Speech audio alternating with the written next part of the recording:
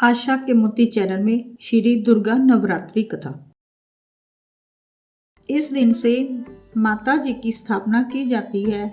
ज्वारे बोए जाते हैं, कोई उपवास करते हैं और कोई एक समय भोजन करते हैं। कई घरों में 9 दिन तक अखंड ज्योत जलाई जाती है। शास्त्रों के अनुसार दुर्गा देवी के 9 रूपों में प्रकट होने से नवरात्रि नाम हुआ है।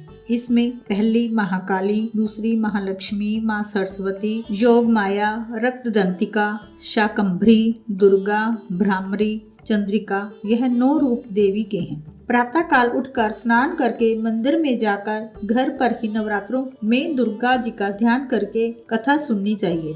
कन्याओं के लिए यह व्रत विशेष फलदायक है। श्री जगदम्बा जी की कृपा से सब विघ्न दूर होते हैं। कथा के अंत में बारंबार दुर्गा माता तेरी सदा जय हो, सदा जय हो, दुर्गा माता की जय हो कहना चाहिए।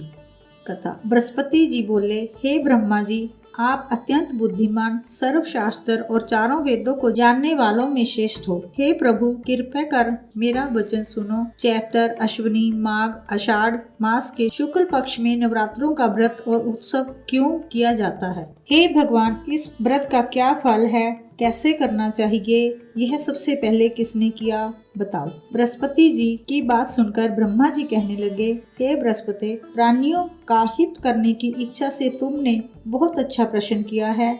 जो मनुष्य मनोरथ पूर्ण करने वाली दुर्गा महादेवी, सूर्य और नारायण का ध्यान करते हैं, वे मनुष्य धन्य है। नवरात्रि के व्रत सब कामनाओं को पूर्ण करने वाला है। इसके करने से पुत्र चाहने वाले को पुत्र, धन चाहने वाले को धन, विद्या चाहने वाले को विद्या, सुख चाहने वाले को सुख मिलता है। और इस व्रत को करने से रोगी मनुष्य रोग से मुक्त हो जाता है और कारागार में पड़ा हुआ मनुष्य बंधन से छूट जाता है। सब कार्य सिद्ध हो जाते हैं। इस प्रकार ब्रह्मा जी के वचन सुनकर बृहस्पति जी बोले, हे ब्रह्मा जी, मनुष्यों का कल्याण करने वाले इस व्रत के इतिहास को मेरे लिए कहो, मैं सुनना चाहता हूँ। ब्रह्मा जी बोले, पीठत नाम के मनोहर नगर में एक अनाथ नाम का ब्राह्मण रहता था। वह भगवती दुर्गा का भगत था। उसके संपूर्ण सद्गुणों से युक्त मानो ब्रह्मा जी सबसे पहली रचना हो। वह संपूर्ण सद्गुणों से युक्त था। उसके घर सुमति नाम की एक सुंदर कन्या थी। वह कन्या सुमति अपने घर के बालकपन में अपनी सहेलियों के साथ खेलती। इस प्रकार बढ़ती हुई शुक्ल पक्ष के चंद्रमा की तरह बड़ी हो गई। उसके पिता प्रतिदिन दुर्गा की पूजा और होम किया करते थे। उस समय वह नियम से वहां उपस्थित होती थी। एक दिन सुमति अपनी सखियों के साथ खेलने लग गई। भगवती के पूजन में उपस्थित नहीं हुई। उसके पिता को पुत्री की ऐसी असावधानी देखकर क्रोध आया। पुत्री से कहने लगे, हे दुष्ट पुत्री, तुमने भगवती का पूजन नहीं किया, इस कारण किसी पुष्ट और दरिद्र मनुष्य के साथ तेरा विवाह करूंगा। क्रोधित पिता के वचन सुनकर सुमति को बड़ा दुख हुआ और पिता से कहने लगी, हे पिताजी, मैं आपकी कन्या हूँ, सब तरह से आपके अधीन हूँ। आपकी जो इच्छा हो करो। होगा वही जो भाग्य में लिखा है। मेरा तो इस पर पूर्ण विश्वास है।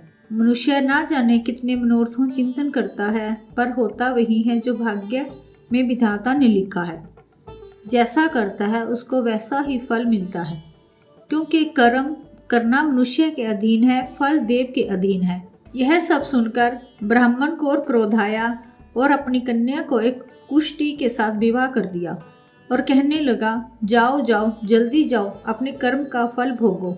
देखें केवल भाग्य भरोसे रहकर क्या करती हो। इस प्रकार पिता के वचन सुनकर सुमति मन में विचार करने लगी, ओहो, मेरा बड़ा दुर्भाग्य है जिससे मुझे ऐसा पति मिला। इस तरह अपने दुख का विचार करती हुई सुमति अपने पति के साथ वन में चली गई।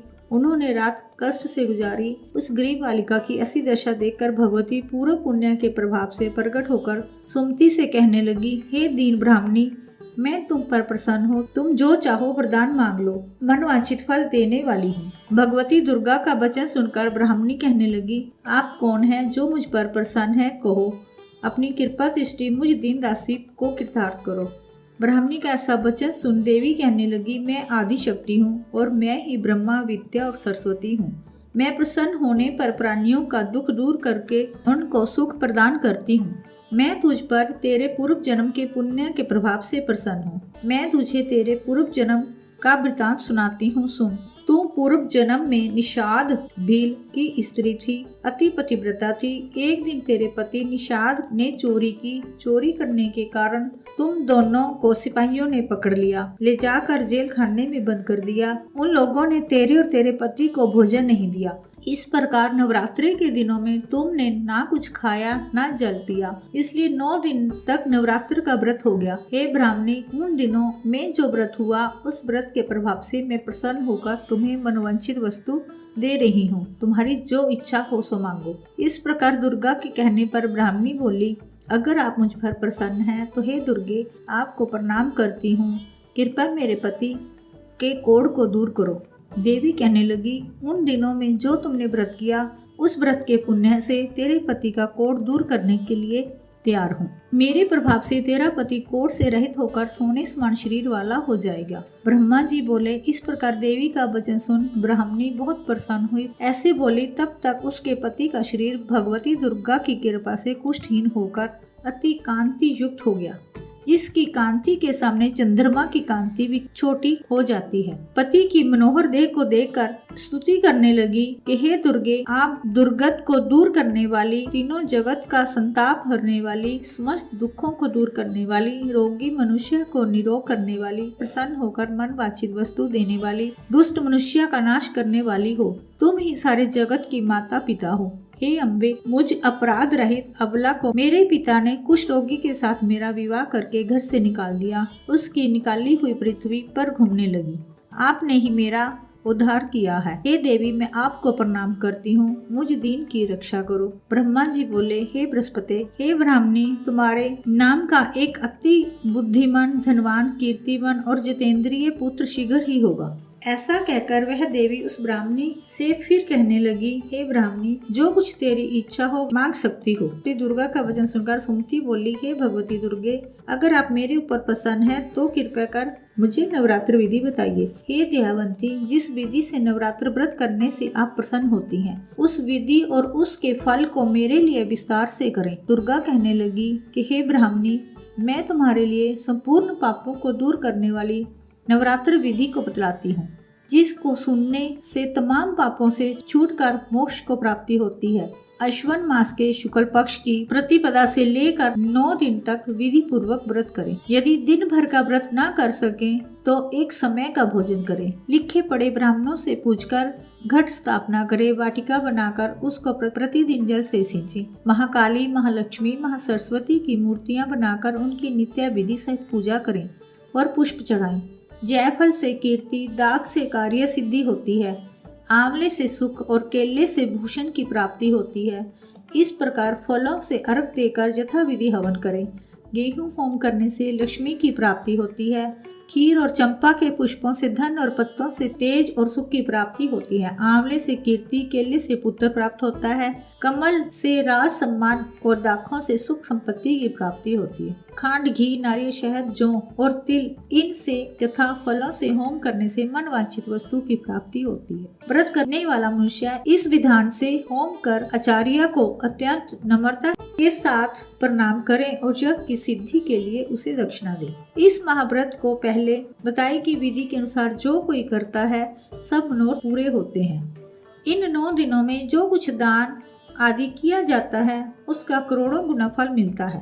नवरात्र के व्रत करने से अश्वमेध यज्ञ का फल मिलता है। हे ब्राह्मणी, इस संपूर्ण कामनाओं को पूर्ण करने वाला उत्तम व्रत तीर्थ, मंदिर और घर में ही विधि के अनुसार करें। ब्रह्मा जी बोले, हे बृहस्पति, इस प्रकार ब्राह्मणी को व्रत की विधि और फल बताकर देवी अंतर ध्यान हो गई। जो मनुष्य या स्त्री इस व्रत को भक्ति पूर्वक करता है वह इस लोक में सुख पाकर अंत में दुर्लभ मोक्ष को प्राप्त होता है।